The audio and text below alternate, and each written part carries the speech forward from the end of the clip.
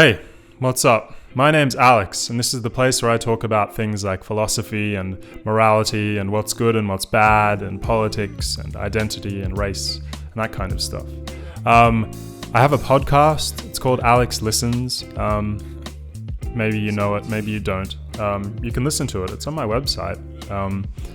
And this will be part of the podcast, but I've decided to start making videos, so this is one of the videos. Okay, so today I'm going to talk about an essay by... Well, it's not going to be explicitly about the essay, but it's about kind of the ideas that this essay puts forward, which are still very relevant today. So I guess it is about the essay. This is the essay. Whoa. It's called Famine, Affluence and Morality, and it's by an Australian ethicist. Probably one of the most influential philosophers ever, and especially one of the most, if not the most influential philosopher who is alive today in my lifetime. I'm 23. He's a fair bit older than me. So Peter Singer, I've actually interviewed him. And that interview is on my podcast. And it's a pretty cool interview. It's a bit old, but it's pretty cool. Anyway, I hope to interview him again. I actually sent him an email, and we're just trying to organize something. Anyway, so that essay is called Famine, Affluence and Morality. And today, the title of this video is there's going to be one word that's different, and that's going to be suffering. So instead of famine, I've titled this Suffering, Affluence and Morality. And the reason why I've done that is because this essay was written in 1972, and the focus of this essay is to try and demonstrate the reasons why we ought to think about morality in such a way that people who have great access to capital have greater responsibility for alleviating the suffering of others, the preventable suffering of others, because that's what money can do now. And that was written a while ago. That was written in 1972, and that was like 40 years ago, 50 years ago. So think about how much has changed. And this kind of thinking by Peter Singer has pioneered these changes. So that's what I'm going to explore today. Okay, so I mentioned a word, and that word was utilitarianism. And some of you may know what this refers to, but maybe some of you don't, so I'm just going to, and for the sake of refreshing everyone's minds, including my own, I'm going to try to briefly summarize what utilitarianism is. So I guess utilitarianism is a strain of ethical and moral philosophy. It's kind of an umbrella term for many different ways of thinking. And so moral philosophy and ethics obviously try and, I guess their focus is to try and determine and define what is good and what is bad. Or what is good, and then if we know what is good, we can just kind of look at what is good and then we'll have an image of what is bad. So the utilitarian believes that the decisions which we should deem to be good or worthy of being done are the things which maximize pleasure or happiness or satisfaction or well-being for the greatest number of people. Or just for the greatest number. I guess the greatest number of people is if you're thinking about utilitarianism with respect to humans. Peter Singer pioneered the animal welfare, animal rights movement. And so he kind of extended utilitarian philosophy to other sentient beings. So maximizing pleasure for the greatest number can also include animals and things that can have experiences of pleasure and pain. Okay, so that's utilitarianism. I guess just for the sake of kind of adding to the knowledge pool around moral philosophy, so utilitarianism is one of the two big kind of branches of ethics, of moral philosophy. The other strain is called deontology. Now, what is deontology? Deontology refers to, it's kind of like a bit murkier than utilitarianism, at least in my opinion, at least it's murkier in terms of how able I feel to define it. So the deontologist has a belief system, and then they are governed, their conception of what is good is determined by that belief system. So an example of a deontologist is Immanuel Kant. Kant had these things called the categorical imperatives, which he believed were these things that were self-evidently good and self-evidently true, like like stuff like, don't lie, don't steal, because, and then there are these certain maxims that we're supposed to apply to them. So like, don't steal because if everyone stole, it would be a very bad world to live in. Don't lie because if everyone lied, it would be a very bad world to live in. But obviously, there are exceptions to this. Like, if I need to lie to save my life, obviously, the deontology is going to adapt around it and include my capacity to lie in it as being the thing which is good because it's saving my life. But then it kind of, it moves towards utilitarianism, because is it taking life to be intrinsically valuable? Probably. I don't know of too many people apart from like Jordan Peterson who are so convinced. Oh no, actually, I guess he just says that life is eternal suffering, which is pretty silly. But I guess utilitarianism, Peter Singer believes that life has an intrinsic value, and that the thing that contributes to our experience, the thing that makes us enjoy our lives, are things which are pleasurable. And now pleasure has weird connotations because you think of, kinky sexual things or whatever. And you think of hedonism. And I actually I've done an episode on hedonism. It's on YouTube. I don't think there's actually a video, but there's audio, and it's also on my podcast. Now, I think that was a really cool episode. So if I were you, I would go and listen to it. Maybe after this.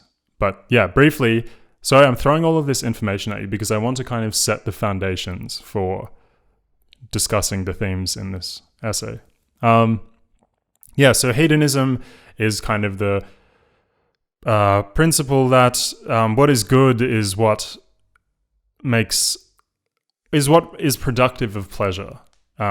So basically, in a very, very crude form, the hedonist believes that like, if doing X makes me happy or makes me feel good, I should do X.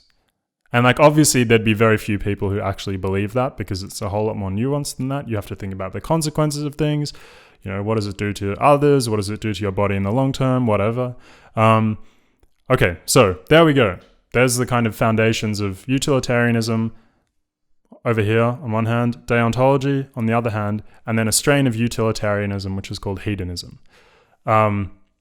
Okay, now let's return to the essay.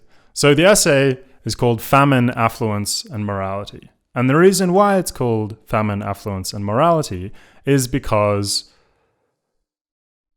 Peter Singer and I believe that, I said I as if I'm, I also contributed to the essay. I didn't. I wasn't even born.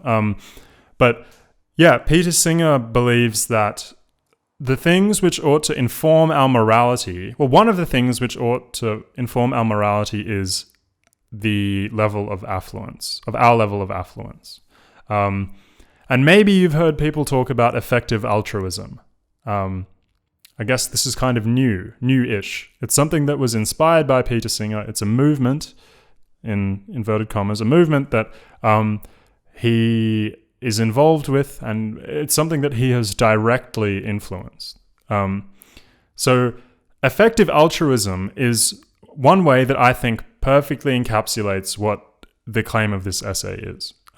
So the relationship between famine, affluence, and morality, or suffering, affluence, and morality, is that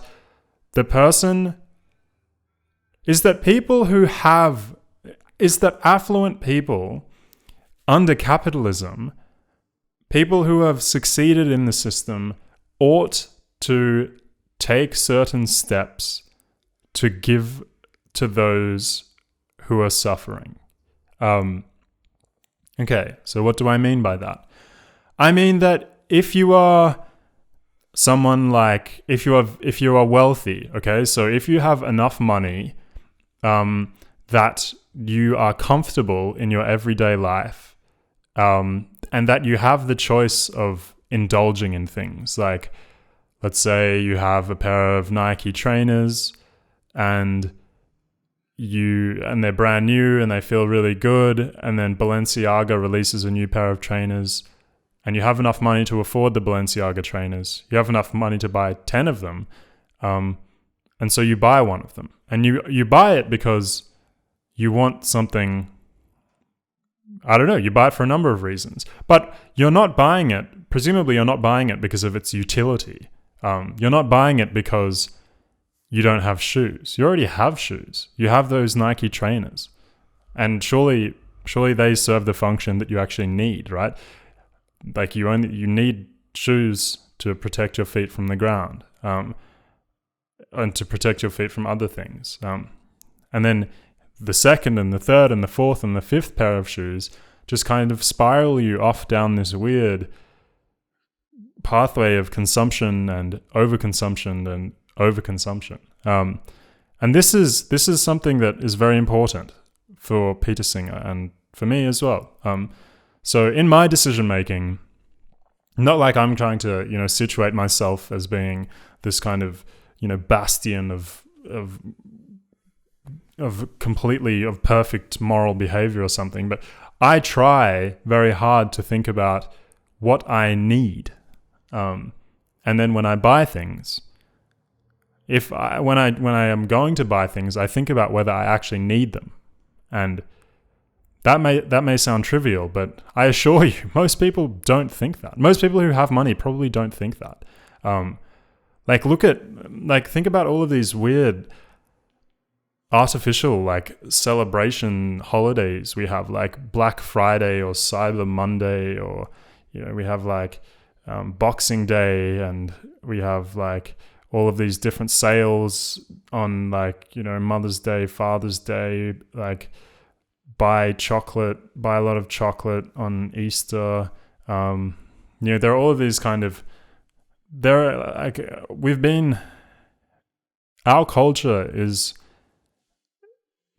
sculpted around consumption. And this is a problem because it's not just sculpted around consumption.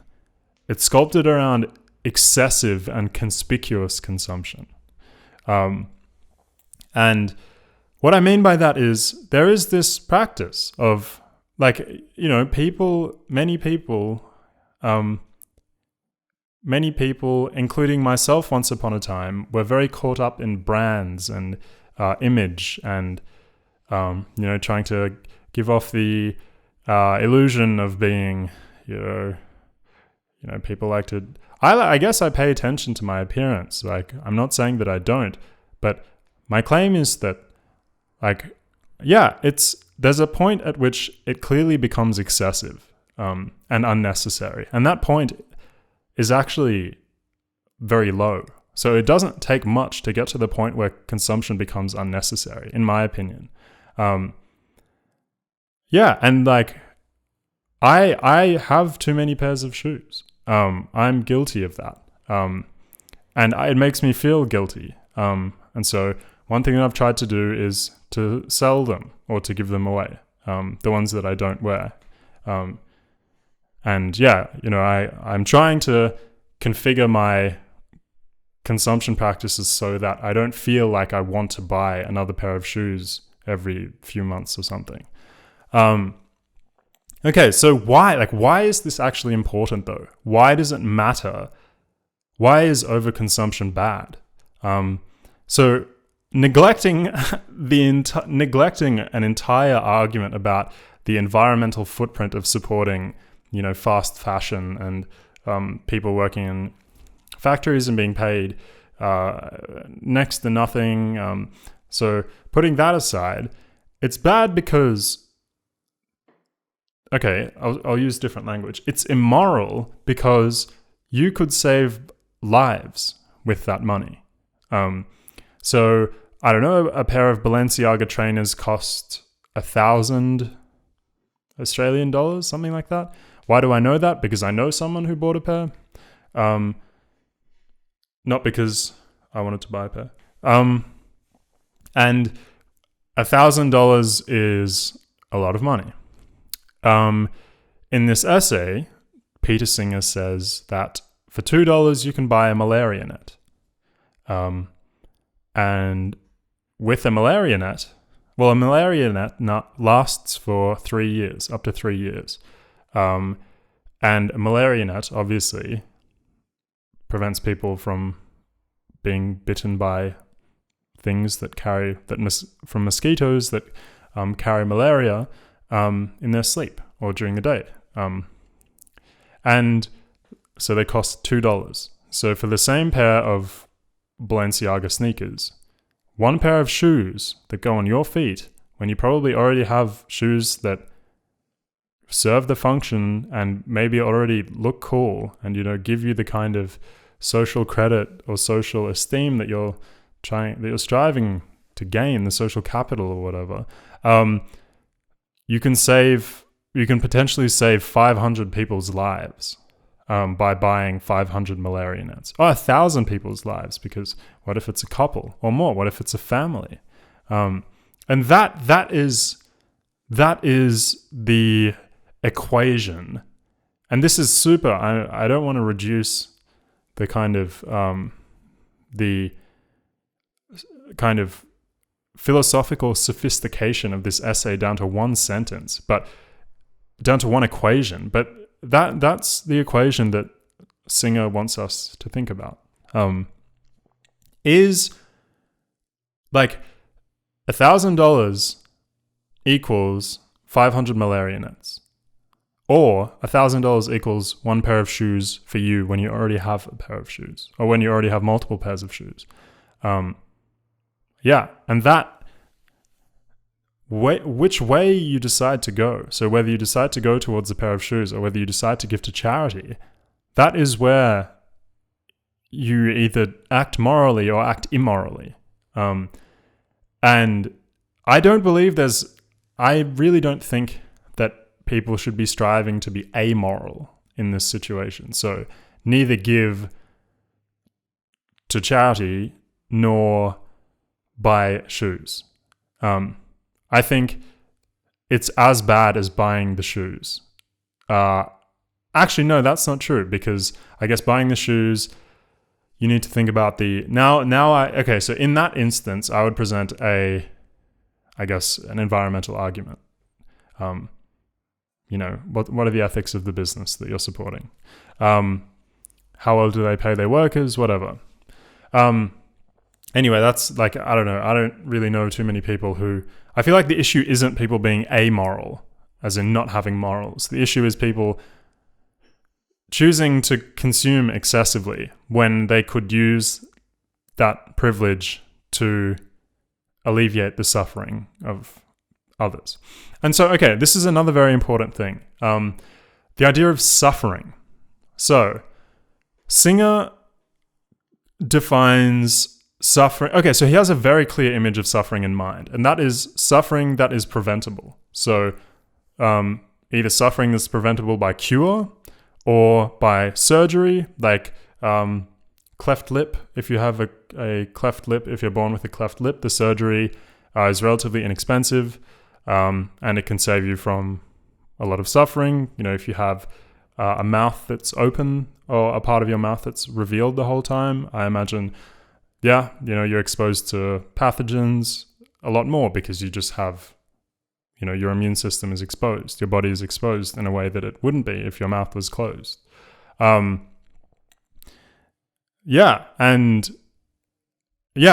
these are preventable kinds of suffering, and they are relatively inexpensive to prevent. And so Singer's claim is that under capitalism, where the system favors certain kinds of people, so capitalism is geographyist. So it seems to favor, like big cities. I imagine that the majority of the money in Australia is situated between Melbourne and Sydney. There are all of these forces that are on your back, holding you back from succeeding under the capitalist model, unless you kind of manage to somehow slither your way into one of these positions of privilege that gives you access to climbing. Obviously, it's not as simple as that. Various people have different theories about what it takes to survive under to survive. I guess it is surviving, but to thrive or succeed under capitalism. And, it's a competition-based system. And by virtue of it being a competition, I guess it means that some people, I've got an very anxious disposition. And I guess I felt at times like that's got in the way of my performance under pressure, like exams and things. And exams are important for getting a job, because, everyone needs to get a degree to get a job. And then everyone gets a degree, and then you need some more qualifications. And then, so there's so many different forces that we have to overcome in order to get money, right? And I am one of the lucky ones. I have a roof over my head. I live in inner city Melbourne. I was raised in inner city Melbourne. I worked hard, but I managed to go to some really great universities. This isn't me boasting, but this is just me trying to suggest some of the things that render me as someone who is required, if money is something that I begin to generate, to think about directing it to places where I can prevent suffering. And that is something that I really, really, really do care about. It is an unspeakable injustice that there are people in this world.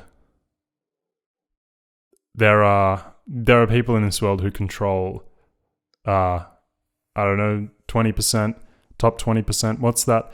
There's some weird economic distribution that I heard one of my friends who does economy talk about, who studies economics. What's it called? The Pareto distribution. And that is that 80% of the money is controlled by 20% of the population. So we have suffering and we have affluence. And Singer develops, effective altruism, which is something that I mentioned earlier, seeks to provide a structure for people to alleviate the suffering of people. Alleviate preventable suffering. So the effective altruists are people who earn a lot of money or come from a lot of money and donate a significant amount of their income. So they donate. So this is something that in this essay, Singer provides us with this interesting kind of, he gets us to do some kind of mental calculus. And he says, it is the moral thing to do in a situation is to prevent suffering by giving money, insofar as you giving money isn't an equivalent form of suffering. So I guess what he means is, if you decide that, saving lives by, or minimizing suffering by, supporting charities is something that you want to do, you don't put yourself on the street. You don't make yourself homeless by giving away all of your money. That's not what he's asking you to do. And he's not even asking, he's saying give as much as give as much as you can, but only so much, only as much as, only so much that it allows you to continue living a comfortable life. And so Singer himself actually gives away, I don't know, 60, 70% of his income, something like that. But, he still lives a really good life. He lives in Melbourne. He works at Melbourne University and Princeton. He's like an esteemed professor at both of them, so presumably his salary is pretty big. I imagine he wears vegan clothes because he's vegan. Vegan clothes probably aren't cheap. Maybe he buys them recycled, but he does all of these things, and I imagine he's kind of undergone some quasi-Buddhist like transformation in terms of being able to silence or kind of postpone desires for material gain. Actually, that's probably not even true. I don't even think it would be that with him. I think because I've met him and like I've spent time around him, and I like have, yeah, I guess he believes that, I guess the place where he derives value is from like acts of charity, I imagine. He thinks that what contributes to his well-being is maximizing the well-being of others. And that sounds like a pretty reasonable claim. So yeah, that's a discussion of the theories of this essay. So I guess to recap, the things that I'd be thinking about, and the things that I've thought about, are how much is it reasonable for me to give as like a student who is currently unemployed? How much?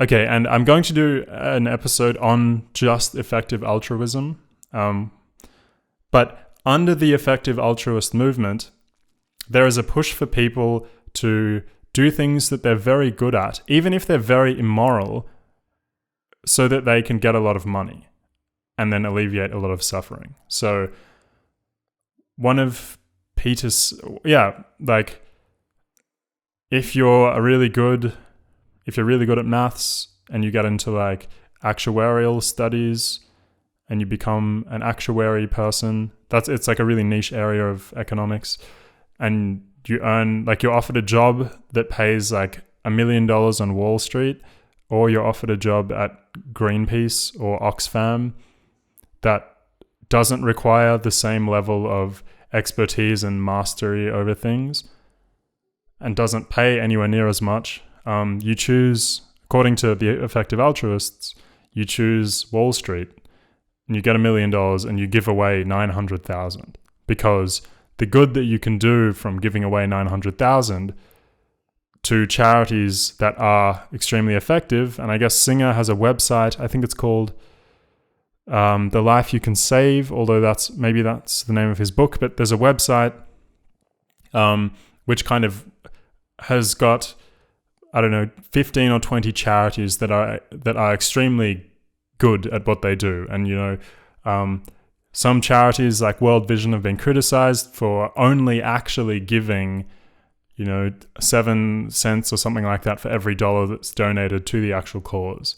So I guess Singer created an organization that kind of breaks down the expenses of charities, because obviously if you give a single dollar to a charity, it's not just going to directly funnel that into the, like, it's not like you're sending a dollar all the way over the world to another place. Like, there are admin costs, they have people who they employ, they have to pay electricity, people need to eat who work for the charity. So yeah, I guess he's done it. Yeah, anyway, I'm sure you get what I mean.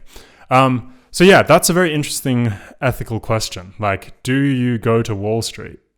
And if you can't, do you go to Wall Street and earn a lot of money and then give it away? If that's an opportunity that you're presented with. Anyway, that's all.